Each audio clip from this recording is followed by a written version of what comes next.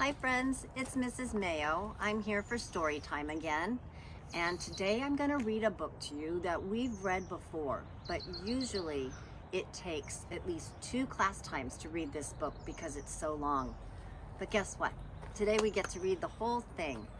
So get comfy, maybe grab a lovey, one of your favorite stuffed animals, and I'm about to read Heroes of the Vegetable Patch.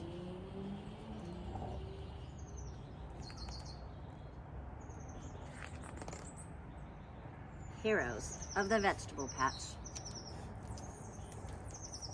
The children are coming, murmurs the broccoli. Oh no, it's gonna get scary, murmurs the carrot. The vegetables lean to one side as best they can. They're afraid of the children's feet. The wild strawberry hides behind a stone and pulls a hat down over its eyes. It's nice to see you playing outside, says the old lady, but you have to watch where you're walking. She lives in the house next door to the children. It's her vegetable patch. Okay, says Eric. We'll be careful, says Eva, because those are the children's names, Eric and Eva. The next day, their ball goes over the hedge and it lands right next to a row of terrified dill plants. Will they ever learn, grumbles the carrot. I hope that old lady gives them a good scolding, says the broccoli. Sorry, it was an accident, says Eric. I know. You're only having fun, and it's easy to forget to be careful, says the old lady. Then she gives a sigh. What's the matter, wonders Eva. Well, my sister is not feeling well, and I have to go away so I can take care of her.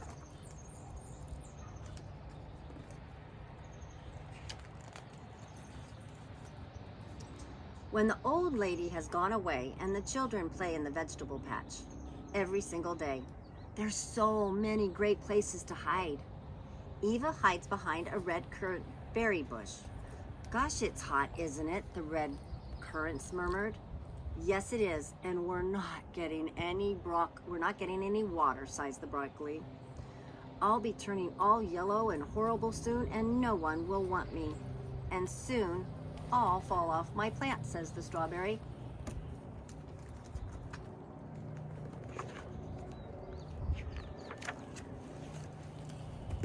But Eva doesn't realize that, because when plants talk, it just sounds like a murmur. But she can see that the plant leaves are drooping, and she thinks their murmurs sound a little bit sadder than before. We ought to help the old lady, says Eva to Eric when he finds her. Otherwise, the plants will die. And what will she live on then? That's a good idea, but we don't know anything about fruits and vegetables. Imagine if we could shrink down and ask them ourselves. No sooner said than done, says the carrot, because he can do magic. He simply says big backwards, and the children become smaller and smaller. First, they shrink down to the size of a cucumber, then a potato, and finally to the size of radishes. Gosh, you're ever so small, says Eva. You too, says Eric. Look how tiny they got. Smaller than a little potted plant. Then he gives an enormous shriek, because up from the ground comes an enormous head and then a gigantic wiggling body. Help, he cries, an enormous snake. He grabs Eva by the hand so they can run away. But the plants just laugh, especially the tomato, who it hits his big round red tummy. That's just an earthworm, he says. He's our very best friend. He makes the soil all nice for our roots. I knew that, says Eric, laughing as much as he can. The parsley and the dill plants are like treetops above Eric and Eva's head. What do you want, wonders the carrot. Well, we want to help, says Eric. You're all starting to look dry and withered. Just tell us what to do, says Eva. Well, first of all, we all need water. Otherwise, we can't even talk.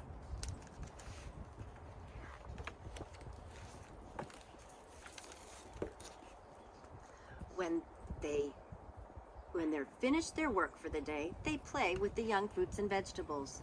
They play football with little Barry. They swing on a spider's silk, and they climb up to the rhubarb and lie down to rest on their big leaves. Saturday is market day, says the strawberry, and I wonder if the old lady will be back by then. But she isn't. Everybody helps fill a wheelbarrow with ripe fruit and vegetables. But just then, they hear someone calling. "Help me! Help me!" cries a dark voice. It's the bumblebee who has fallen into the water and can't get out. It is lying on its back and its wings frantically. "I can't make it much longer," it says. So Eric and Eva jump in. Good thing they can swim. They have a large rhubarb leaf with them as they swim up to the bumblebee. "Crawl up on this," they say, and they push so the bumblebee can get on properly. Have you ever seen a bee do that when they get stuck in a puddle? Once the bumblebee has dried off, it can fly again. "You saved my life," it says. "Yes, you're the heroes of the vegetable patch," says the carrot.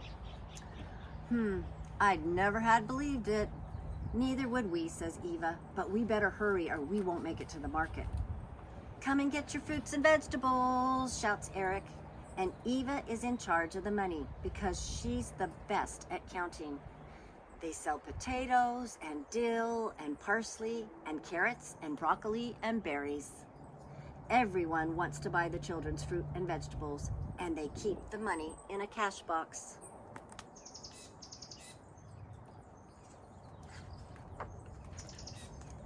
The evening before the old lady is due back, the fruits and vegetables hold a party for the children. The glowworms glow between the leaves, and the cricket plays his music, and the earthworm does a dance. "Thank you for taking such good care of us," says the carrot. "Yes, we really are so grateful," says the broccoli. "Hooray for the heroes of the vegetable patch," says the strawberries, and it blushes under its white hat with red spots. Later, the children get to take a ride on a bumblebee's back.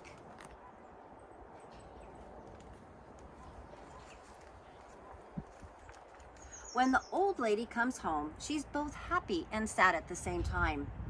Happy because her sister is feeling much better again, but sad when she thinks about her vegetable patch. "All my fruit and vegetables have probably withered," she says when Eric and Eva greet her at the gate. "It's been so hot." "Yes, it certainly has been hot," says Eric. "And no rain," says the old lady. "Nope, not a drop," says Eva.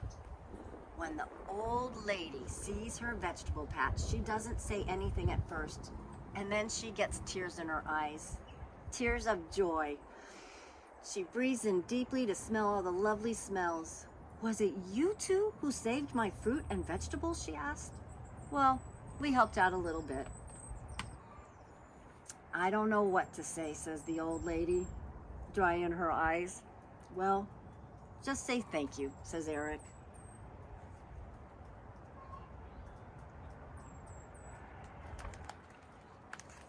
And he hands her the cash box full of money.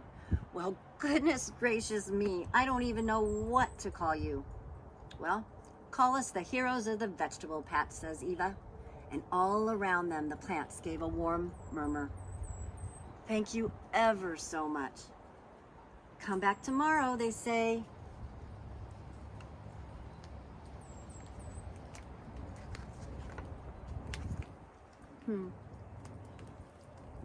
So I think it's time for these heroes of the vegetable patch to go back inside the playhouse because it's getting cloudy and I think it might rain in the garden.